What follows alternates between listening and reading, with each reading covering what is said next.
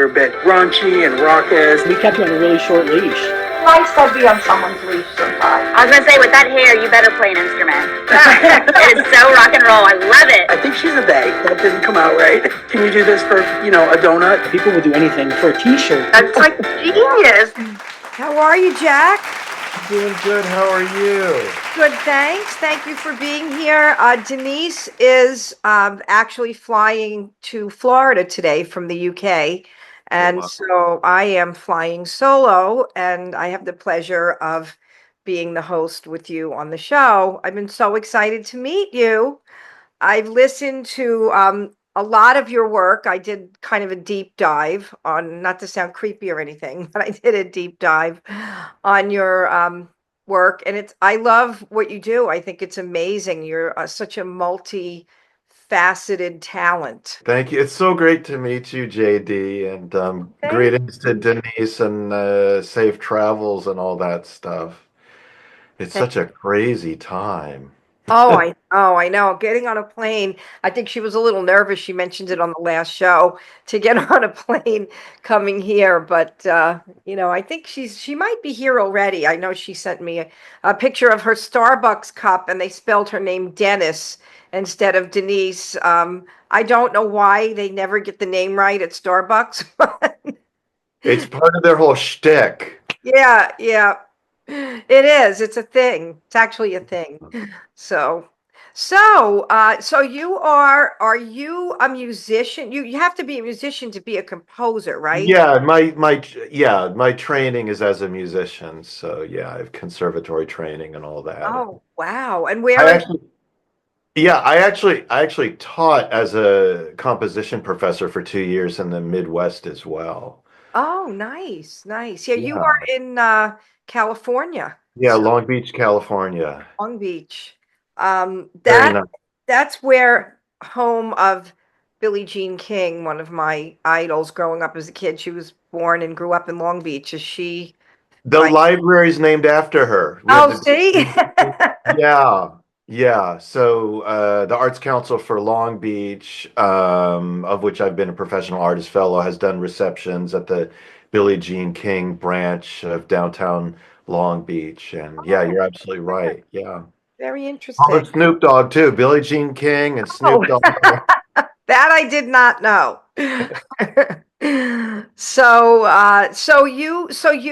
What instruments do you play? You're a musician. What are your main instruments? Yeah, mainly piano, and of course I have my beautiful baritone voice that you may hear on some of my releases, including the "What If There Were a Fire," which we just dropped. I also play a little bit of guitar, banjo, and bass very poorly, but mainly I'm playing piano and conducting now with the ensemble. Oh, And wow. since you mentioned the silent film thing, Yes. this is our upcoming show. Oh, look at that. Yeah, a live score of the Golem at Oh the my beautiful God. historic art theater in Long Beach, and also at the beautiful historic Gardena Cinema in Gardena, California.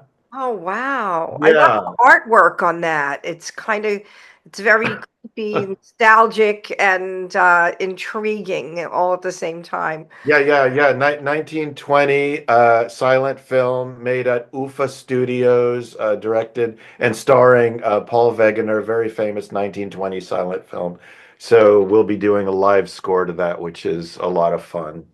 We have some really great players, and I just conduct. So Was it harder for you to write music for a silent film than whereas there's speaking involved and people, saying things in the scene? Does it make it easier or does it make it harder for you to compose music for that type of a film?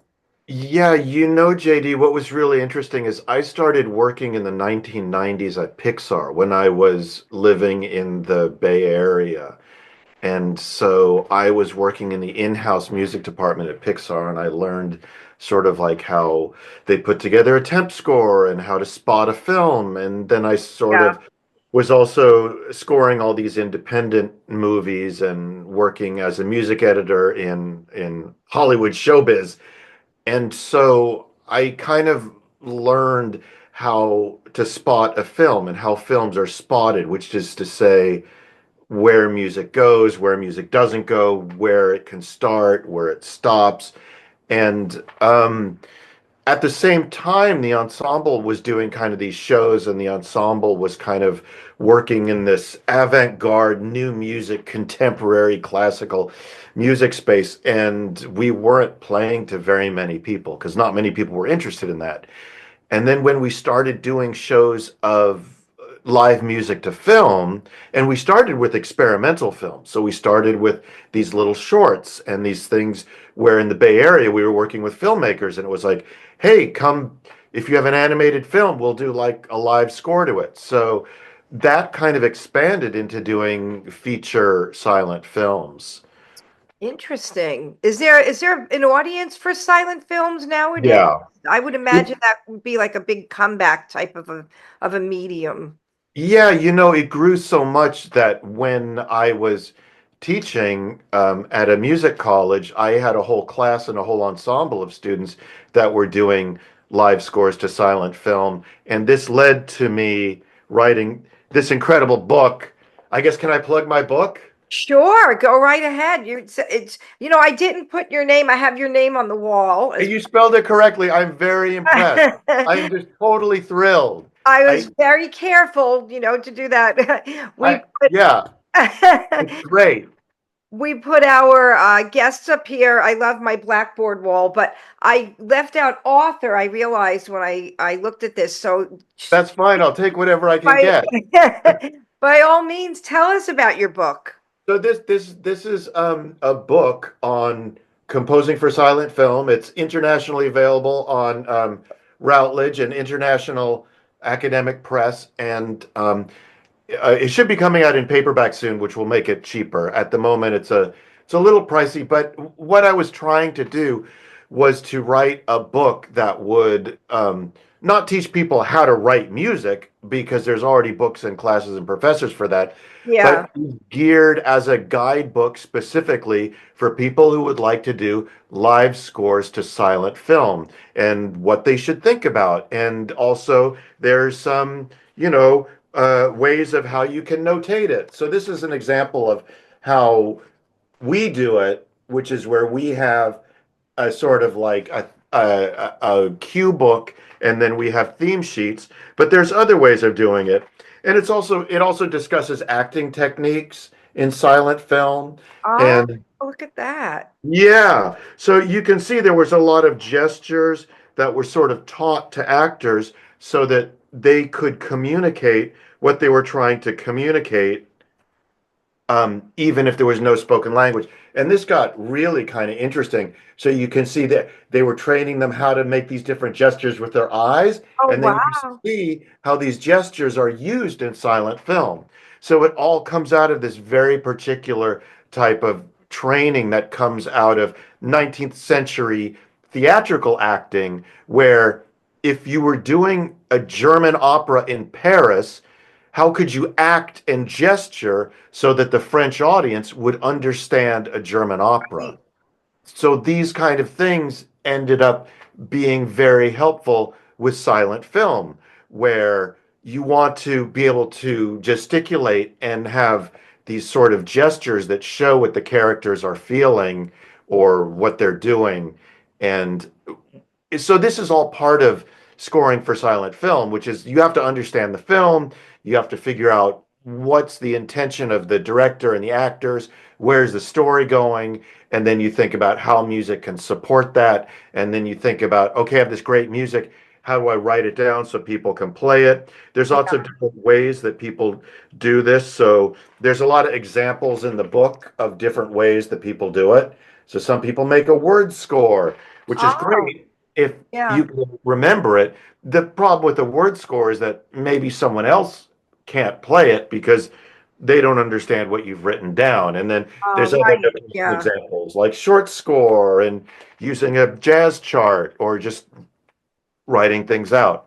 So the Yeah. book kind of goes into all these things that you can do, and it's designed to get students, professors, and professionals in the field to think about what are the different ways that I can do a live score for a silent film? And how can I document my live score? And how can I preserve it so maybe someone else can play it? And how can I make sure that I am understanding the film correctly so that what I am doing is respectful to the film so that the audience enjoys it? Yeah, yeah. So like if you have like in general in movies, if you have a tense moment or a part where it's like, someone's creeping up, like it's like a horror film, there's certain types of sounds that you use, right? To like instruments to get that, like there's a lot of feeling that the music brings to movies. Without music, I think that I don't even know if a lot of the feeling would even be there. Like I think you would almost need the music more than you would even need the actor speaking, because I remember when I was taking music lessons, when I was learning piano, the teacher said, they were teaching us different types of techniques, and they said, like, when in particular, they said in a horror movie, there's going to be that drone of that one undertone of maybe like that one note of maybe a bass or a cello or something, making that one kind of eerie. Am I saying that right? Is that something you take into consideration? Yeah, one of the things that I'm trying to do with the book is to free people from sort of Hollywood cliches and the notion Yeah, of what film music is because yeah, there's right. also been this thing with silent film where you have, the rinky-dink out-of-tune piano and you have these Oh, certain right. augmented chords, and then you're playing snatches of melodies from 1920s Tin Pan Alley tunes, which is all Yeah, fine. You can do that, but what I was trying to do with my book is to open silent film music up also to an avant-garde space where there's a place yeah, for improvisation and for people to have their own compositional voice. So rather than saying, "Oh, we're having this thing here, so you need to have a cello and a bass," it's like right. I'm not doing that at all. I'm sort of saying we have to look at the film and then you can do whatever you like and you think about how do you want to support the film. And Yeah. one of the things you bring up is, and this is a big issue in film music and in Hollywood, is also timing. Yeah, Because yeah. like you said, you may have a moment of tension, and I've worked with directors, and they don't want the music to lead. I mean, some directors do. Some are like, "Oh, it's tension. Do something tense and scary Right. here." But Yeah. other directors, it's like they don't want to give away what's Oh, happening. They're like, "Don't lead. yeah. Don't Interesting. tip Yeah. off to the audience what's going to happen because I already shot the film. The film is going to show you what's going to happen. We don't Right, need right. the music to ruin the moment." So this is one of the big things that the book talks about is timing and dramatic timing and different ways that you can do things. So Yeah. if you're scoring a silent movie and you can write it, you can try it different ways. You can try it where the music leads. So, oh, the music is going to indicate to the audience that, oh, this is scary, something's going to happen.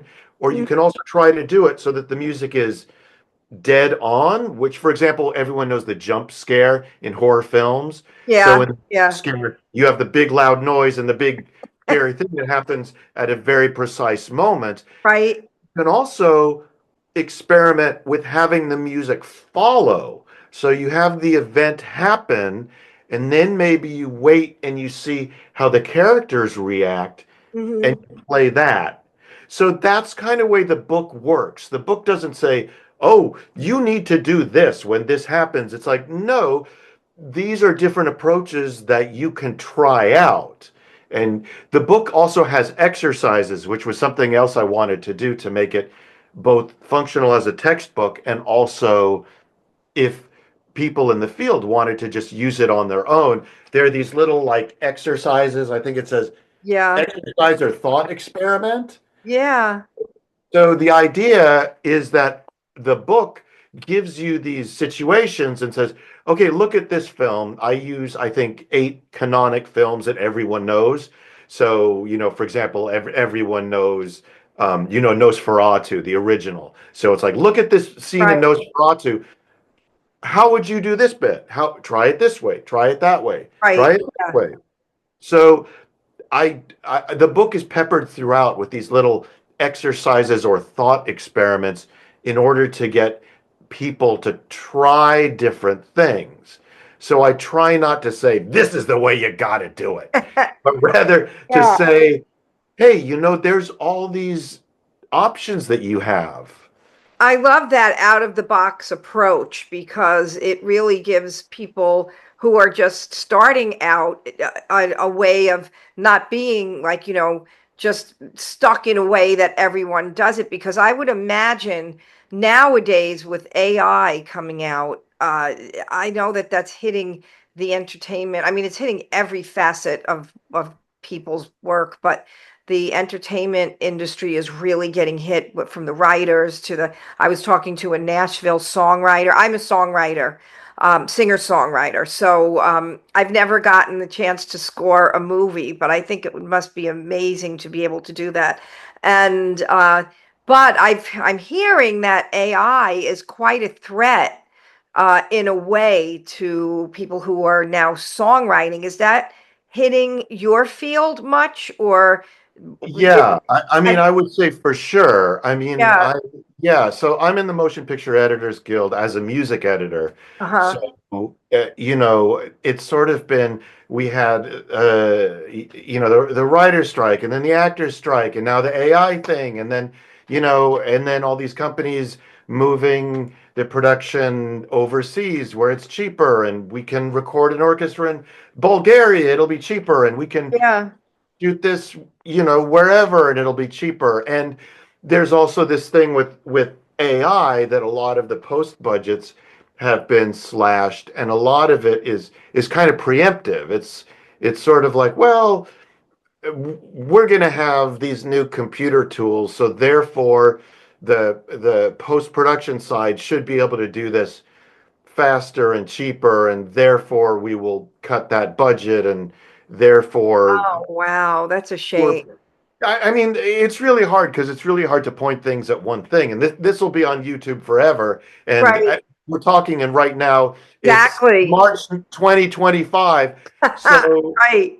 everything we say now about AI and the Hollywood showbiz unionized industry is going to be colored by that being March 2025. So, Exactly. You're so right. I mean, a year ago, we wouldn't have been having quite this conversation, and I took an experiment the other day with an app called, I think it's called AI Music. It wasn't Chat GPT, but I think that app also does music. Just at the bridge, I was waiting for the bridge um, to go up. I mean, it had just gone up. I was waiting for it to come down. So just from that part, that little part of waiting for the bridge, I put in very quickly, like, write me a song of Joan Jett. If Stevie Nicks, I'm sorry, not Joan Jett, if Stevie Nicks and Melissa Etheridge wrote a love song about breaking up, and it came up with something by the time that bridge went down. And it was like, not bad. It was something like I would definitely would tweak and whatever, but it was kind of scary to me because I had never tried any of those apps before. And I know previously the writers in Nashville would tell me that in the writing rooms in Sony, they may take a hit that's out now and say, write its cousin, and now they'll write another song that's going to be, not a copy, but whatever, giving you an idea. I can only imagine how much harder it's getting in competitive wise now with this extra tool. So I would imagine in your field, if you're composing a score, you probably have to be really knowledgeable in using the AI, but also maybe correcting it or making it better, right? Is it I don't use not it. there yet? You don't use it at all. No, I mean, I'm a Great. creative person and I want to sit and struggle and write Yes, out yeah. my I ideas totally get because that. that's what I like to do. So it doesn't really have any appeal to me. But I mean, I understand that there's people who want to be famous and rich and win awards and whatever, and maybe they'll use it. But I think that for people who want to be creative and write poetry and write a book and make a movie and compose a song or compose a duet for two flutes, they're not going to be bothered with it. If I Yeah, want to write a duet for two flutes, true. I'm just going to write a duet for two flutes, and I'm not going to ask my computer what to do. I don't really care. You So know, you know what I mean?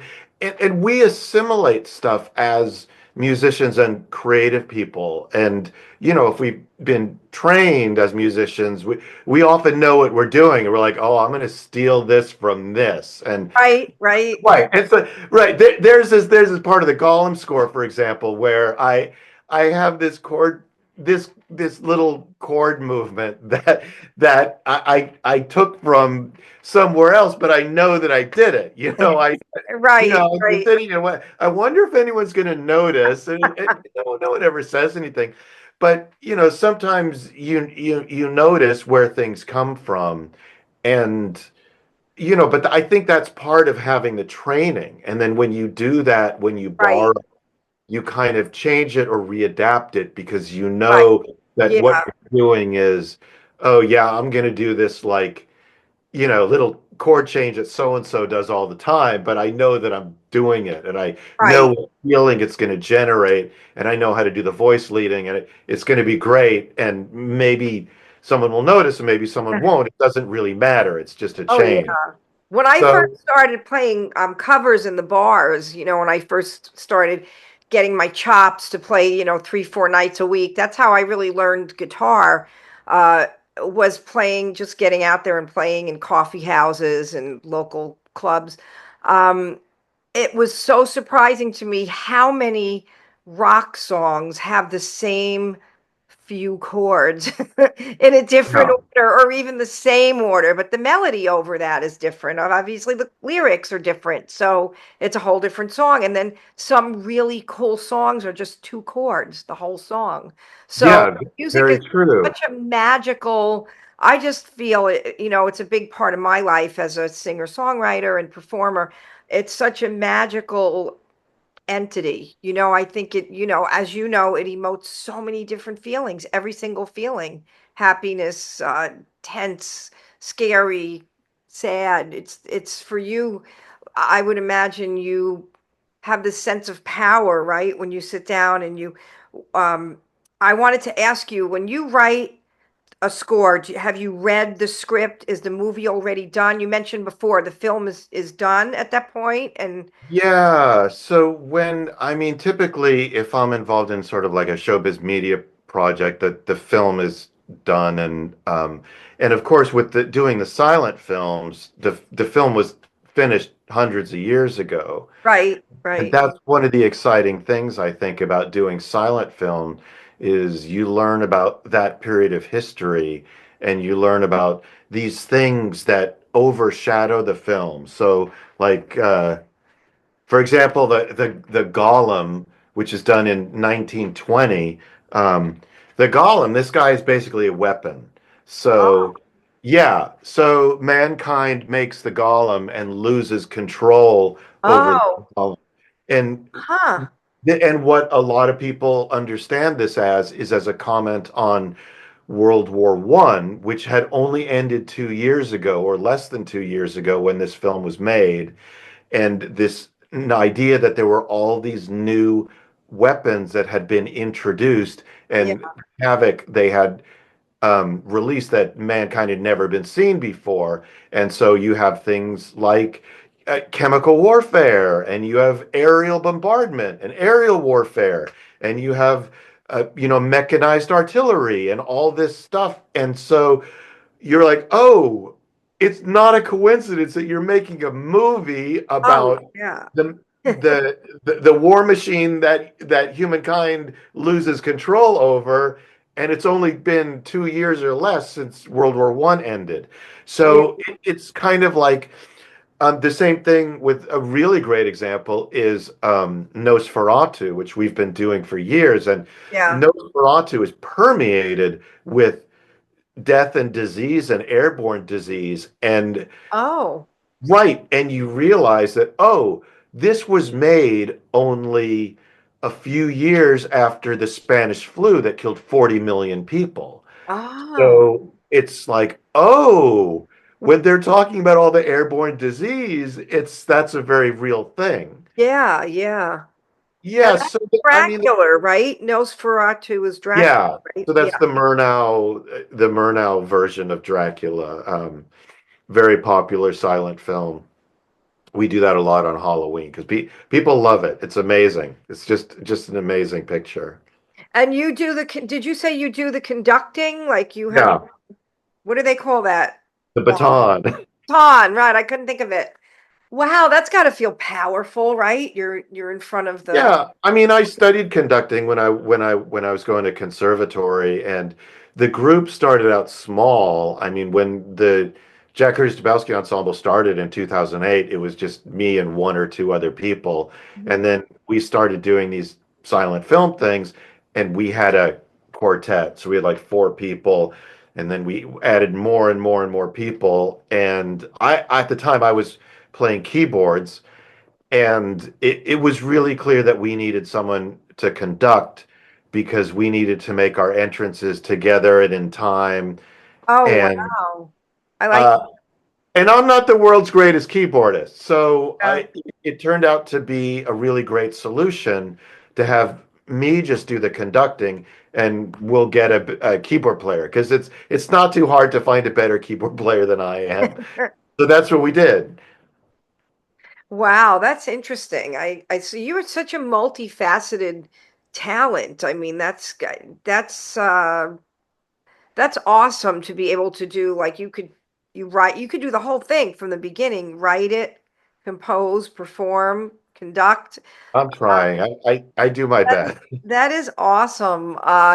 I saw Moulin Rouge last night in at the Kravis Center over here in West Palm Beach, and it was amazing. The music that was in that version, because I guess they changed the songs. I think they changed the songs depending on the era that the play is in that you're watching it, and the orchestra was below. You know, we couldn't see them, but. I just love at the end of the plays when the actors um, acknowledge the orchestra because people don't think about that. You don't see them during the play. And except unless they have them on the stage, sometimes they're in the back, depending on the state on the play. But it's really a cool thing. I mean, music is so magical. I don't think films would be half as effective without the music that goes to the movies. So what's your new project? You have one that just got released, you mentioned. Right. So we just put out the little single of What If There Were a Fire? Can I hold this up? Sure. Okay, yeah, that's a great cover. Yeah, so that cover was taken by a friend of mine, Tom Trafalski, who actually lives up in Malibu right off PCH. And we did the song about the fires in the LA area. And I was thinking of like, who do I know who might have taken a picture of these? Because I didn't go up there. You don't go, you know what I mean? No one is like, Right, I'm right, gonna go yeah, take a look at the fire. No, right. You stay he, away from there. yeah, he lives up there, but he lives north of the Palisades fire. And I just called him up or texted him and I said, Tom, do you have any footage or pictures of the fire? And he's like, sure, let me send them to you. And then he very kindly gave permission for me to use the image. And part of the footage that he shot is in the music video. So you can Oh, see in the nice. music video, there's two clips. Both were taken on PCH by my friend Tom. One is of a helicopter that's dumping, I guess, fire retardant on some houses, and that's Oh, taken during the daylight. And then there's at the end of the video, there's this clip that he took at night when he was driving on PCH and you can just see all the fires and how close they are. Wow. You'll also notice that there's no one on the road in this video clip, but because he lived up there, he lived up there, and he's also I don't know, this ham radio guy and the volunteer fire department guy. So Yeah, because he lives up there and he's part of the volunteer fire department, the ham radio stuff, he was able to get through. So it's pretty amazing footage, and that's on the Style Music YouTube channel. that's awesome. That is, Yeah. you have a lot of different types of projects. How do you get the projects? Do people come to you and say, I have this movie, I need a musical score? You know that JD, I was just trying to be a good musician. You Mhm. know, like a lot of people have very narrow and specific goals, and I just wanted to be a musician and to do that however I could. And so I also write a lot of choral music, and I've written a lot of choral music for the gala choruses LGBTQ choral movement. And that was largely because I studied with a lot of really great teachers that were very good with choral music. So I ended up writing a lot of choral music. And, you know, being in the Bay Area, I ended up working for a bit at Pixar in the in-house music department. So it was just kind of like a combination of me finding things that I could do and me just trying to be the best musician and creative person that I possibly could. Yeah, yeah, It's all kinds of different ways. Um, you know, and this big choral piece that I have, Harvey Milk Cantata, is yeah. having another performance in Groningen, Netherlands. And the conductor found that piece just by doing a search online. She told me, Kobe Newport told me that she had actually been looking for a choral piece about Stonewall. And she ended up finding this piece, my piece, Harvey Milk Cantata. And it had its European debut last year in 2024. And I'm working on a new setting of it, which will be for SATB and piano and organ. So it's going to be performed in a church with a, you know, big fancy church organ. Awesome. I love that Yeah, sound. that'll be in May of this year, 2025 in Groningen. Yeah, and You're a so busy guy. You have a lot going on. You different projects of different types. yeah, I mean, I just kind of tried, and you know, like I said, I was a music professor for a couple of years in the Midwest, Yeah, and was part of the whole entree into writing academic books because that's part of the life as an academic. And it was like, you know, public you publish or perish, you know. So it was like, well, I'm gonna write a book. So, and yeah, it just turned out that I'm really good at writing because I'm very verbal and I'm able to just spew things out and yeah, then go yeah. back and redo. It's like, oh, this is terrible. Let me fix this up. What am I trying to say Right, here? right, right. Which was also oddly enough how I became really good at, you know, at writing down music, which is a good skill for a composer because I mean, you may have heard famously the Beatles have a great musical memory, so they would remember all these great songs and they knew that there was a great song because they could remember it. But Right, right. I have trouble remembering things, so I would always write stuff down. If I came up with a little musical idea, I would just write it down. Yeah, That yeah. That's a became really good training or practice, a really good practice to have for a composer is to just write stuff down because eventually that's how you give it to other people is oh yeah. as sheet music. So Right, right. Yeah. I mean, you take people that never heard the song, if they read music, you could just put that music in front of them and have them yeah. play the So song.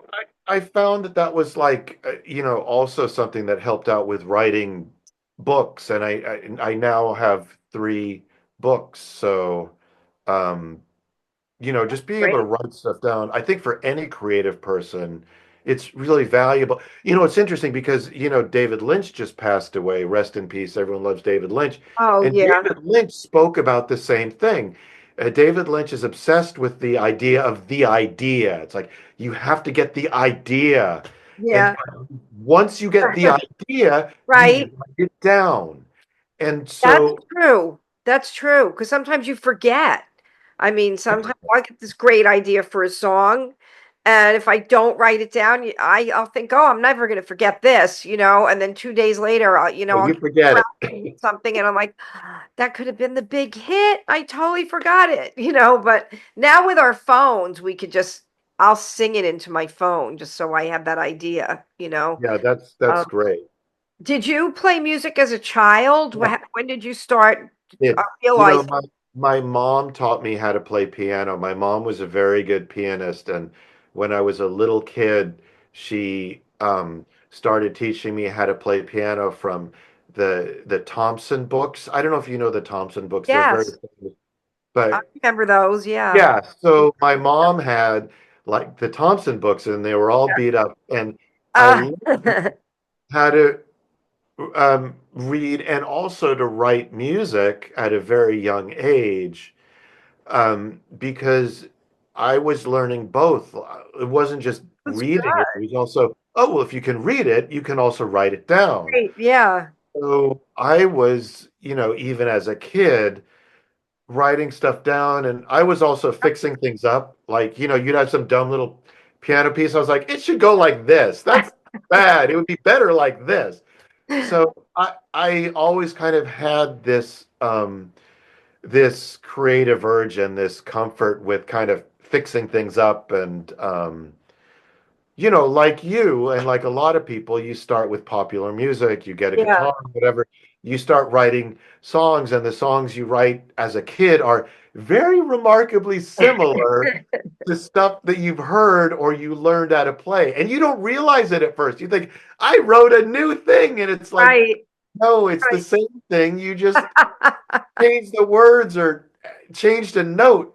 But eventually you figure out how to write your own stuff that is completely original. Right. Exactly. That's true. That's true. And sometimes I'll hear a song if I'm covering something, cover songs, because here in Florida, we don't have a huge audience for original music, unfortunately. Um, and so, like, you'll hear like the beginning of one song sounds so much like the beginning of another song, like you said. But then once you get into the song, it goes in Yeah. a different direction. But you know, sometimes like the intro on Melissa Etheridge's I'm the Only One is very similar to Black Velvet, to the intro on Black Velvet. But then the song becomes completely different. Yeah. So, but I collect those. I love those. I don't think there's any problem with them. I collect them and I love them. yeah, One of my favorites is that I don't want to ruin either song for you, but if you and I love both these songs. Don't get me wrong, I love both these songs, but once you hear it, you'll never unhear it. So Stevie Nicks' Gypsy and the yeah. Pretenders Chain Gang, same song. Oh man. Now I'm gonna have to listen for that. Yeah. Yeah, so now now when you hear Gypsy, you can sing along Chain Gang, and when you hear Chain Gang, you can sing along Gypsy, and they both have that same little arpeggiated, catchy, chimey arpeggio Yeah. guitar, and I Crazy. always love when you notice these things, and then you're like, oh, I have to remember that. I have to remember that Right? because um yeah, Yeah, that's I think that's a fine line. Like George Harrison was sued a couple of times, right? yes, Because his songs were similar to some other songs that were yeah, already huge the Do hits. Run Run, the My Sweet Lord Yes. um is yeah. Which one was the one was My Sweet Lord? Oh, isn't it the Do Run Run or It something might have like? been. I don't remember now because I remember it being, gee, I It's didn't the think same about chord that. progression, which is Yeah. kind of, it's one of those things where, like you mentioned, like a lot, like the Duke of Earl, um, chord progression, and 1 6 4 5. The Duke of Earl is all these other songs like orchestral maneuvers in the dark. It's like electricity and Enola Gay, and it's like all of the OMD hits are all 1 6 4 5. It's like so it's kind of like interesting and this stuff is just the skeleton of the piece. Yeah, yeah, And what do absolutely. you Right. do with that? Right. That's true. That really is true. Um, I think that when it comes to songwriting, I mean, even with my stuff, I was unaware sometimes that something I wrote sounded like something else until someone pointed it out to me if I was playing it out, and they'd be like, "Hey, that sounds like Cheryl Crow's blah blah blah or whatever." And I'm like, "I didn't realize that, but I guess it does, you know." And then Yeah, my big thing was always like, if this song becomes so popular that this becomes a problem for me, then I will be a happy person because that means so many people are listening. Cheryl Crow actually cares that my song sounds like hers. Like for me, that was my thing, right. my gauge. So Yeah. And, that and never just really recently, became there's a the thing. new Lady Gaga song, Abracadabra, Yeah. where she gives songwriting credit to everyone in Susie and the Banshees because it uses 2 bars of a snippet of Spellbound. Oh, Yeah, so which is she there was no lawsuit. She apparently just worked it all out beforehand, and there you go. Yeah. yeah, I think it was very a good way of handling it and very generous of Yeah. she knew and she's like, well, just give him songwriting credit and give him royalties. Like, That was okay, it. Yeah, especially it, when you're Lady Gaga. But that's awesome. I mean, that's a really stand-up thing to do rather than go to court and fight why it's not like that. To just give them credit and move on and have a great song. yeah, There's only like so many notes, but it's infinitely possible on how you put them together. But then again, you have the scales. What is it? Eight scales on a piano, 8 octaves. Am I you mean wrong about eight that? notes? Do re mi fa sol la ti Sorry, do. yeah, there's 8 notes in an octave, but how many octaves are on the piano? I don't know. 88 keys. I Yeah, don't. 88 keys. There you go. Yeah. So, but yeah, I just think that in general, the way music makes you feel and how a song makes you feel is the way you remember that more than anything. Well, we remember and sometimes the lyrics, we remember lyrics to songs and we don't remember what we had for breakfast, but we remember lyrics to a song from the 1970s. So there's just such a magical component to music. And unfortunately, um, I was having this discussion with someone in my band the other day. Uh, Music, like most of the arts, is either from a financial perspective, either people make way too much money or you don't make enough money to support yourself and you have to have the day job. My friend, a filmmaker, was also saying the same thing. Like it's very hard for there to be an in between where people can make a decent living, but then there are people that find that place where they can do that and they don't need the day job. And maybe they don't have you know the plane and the mansion on the hill, but they also have health insurance and a regular life. Like it's because it's very hard to be a musician sometimes when you have to make a living for yourself in general. Do you find that in where you are in your area, in your place? Well, I mean, it's totally true. I mean, like I said earlier, some of the things that I've done along the way is I took a teaching position in the Midwest at a music college. I've worked as a music editor in Hollywood showbiz, and I'm in the Motion Picture Editors Guild, and I worked at Pixar for a while. For a long time, I worked in recording studios, very long time. That was kind of how I started my career, Yeah. was working recording studios. And that was a great way to learn. And then because now I can record myself. Yeah. So Yeah. I I don't need to hire a recording studio because I can do all the recording here. So Yeah. we did all the recording for What If There Were a Fire here. The all my most recent records have been done here. Like That's my exciting so Halloween good. horror Oh, record look at that. Oh, I haven't love that done. cover too. Yeah, that's a good one. And we did Bolsa Chica Calm here. Nice. This is a Beautiful. great mellow, hippie, easy listening, environmental journey. And yeah, and so yeah, even the earlier ensemble albums were recorded at my own place. So I love that picture. That is an awesome yeah. picture. So Yeah.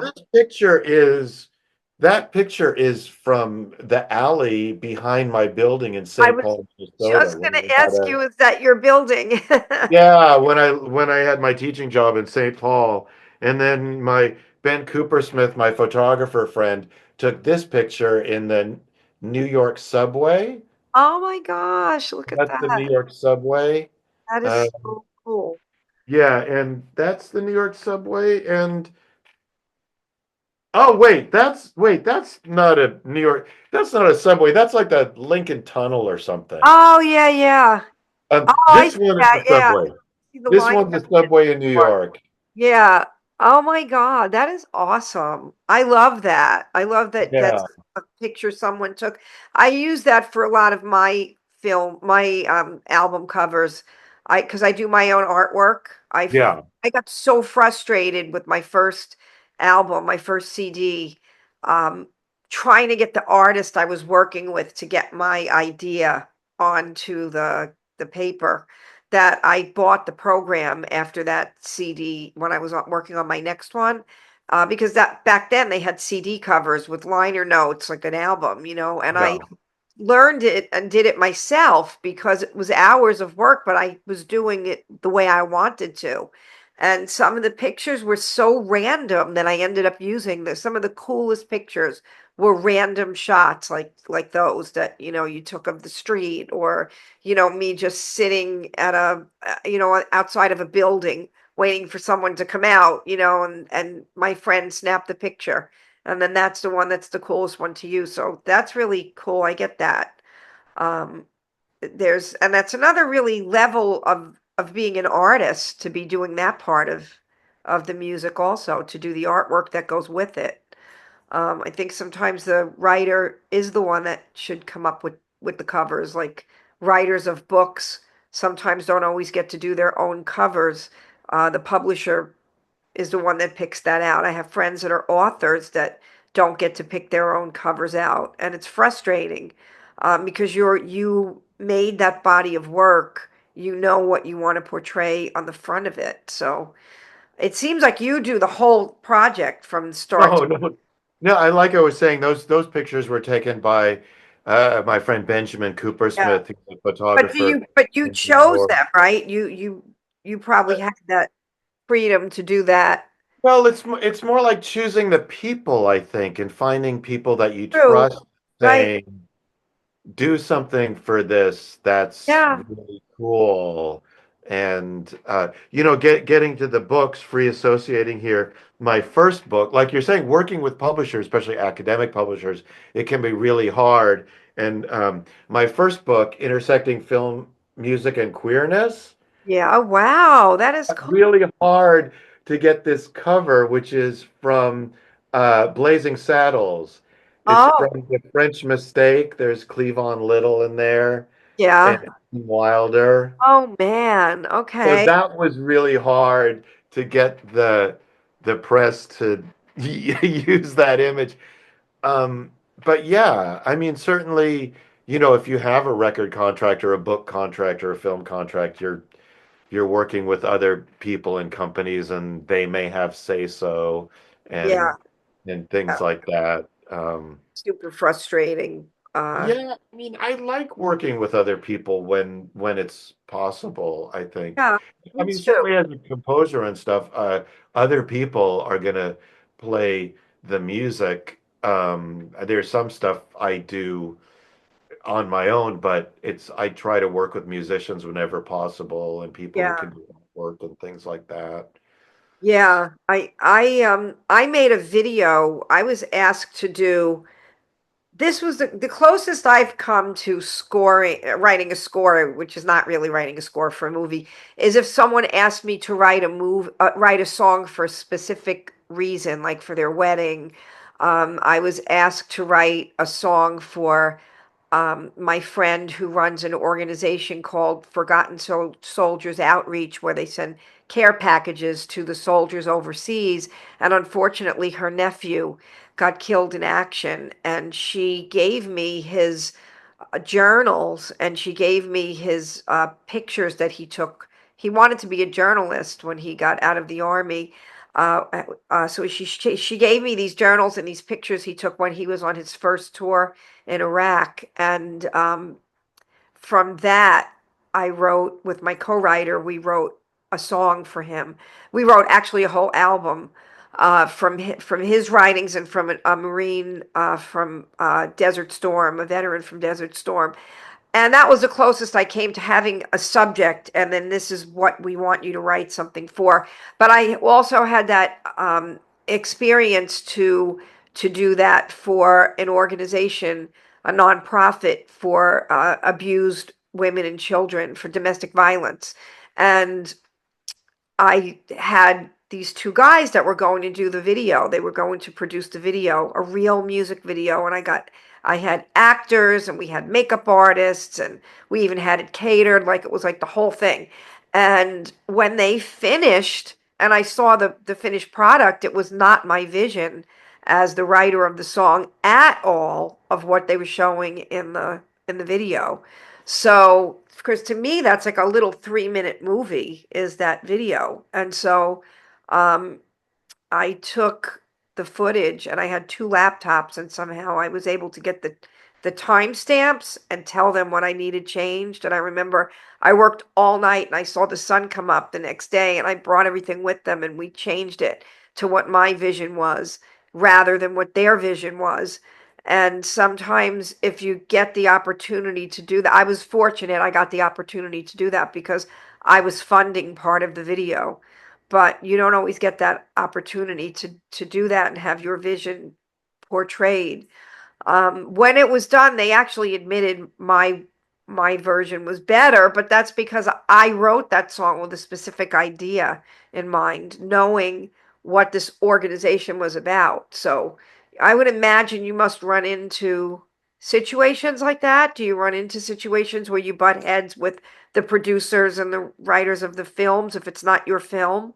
So yeah, with music videos, there was a music video made for my first album, which came out in 1989, called Diazepam Nights, and that was like a big learning experience because the I've never really seen that footage, and I believe that footage was destroyed because the guy that wanted to do the video was someone who I didn't really know casually and wanted to make something for their reel, Yeah. and it ended up being just a big mess, and so he just destroyed all the footage, or I don't know what happened to it, but that's fine. It was a great learning experience. And then when we did the music videos, more recently, there's been two filmmakers I've worked with for my more recent videos. One is Mark Hensley, who's an Emmy-winning filmmaker, and he Yeah. did the music videos for But Love and Log Off Now and Horror Wins. And he was really great to work with. And the kind of contract that I have with video makers now is I have two rounds of notes and that's it. So uh, we'll do the shoot. They'll do a rough cut. I'll give a round of notes.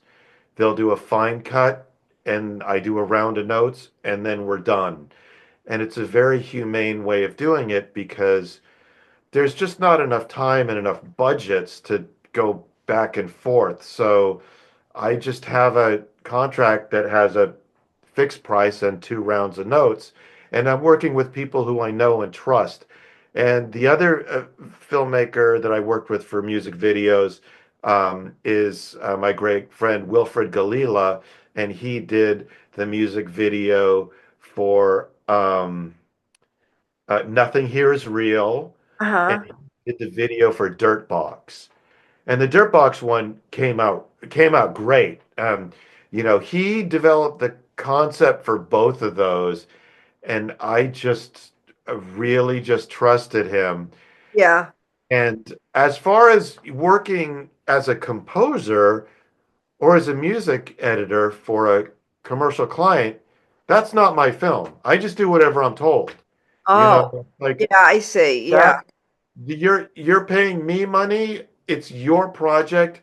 I'm just here to make you happy. And Yeah. Yeah. so that's a very kind of professional work environment. Some people will it could just go on forever. So it's Yeah. important You're to right. That's true. I charge mean, for your time. But that's kind of how I feel about it. And I just can't plug these guys enough. Wilfred Galila, who did the music video for Nothing Here Is Real and Dirt Box, okay. and Mark Hensley, who did the videos for Log Off Now, But Love, which is the Helot Revolt song, and Horror Wins.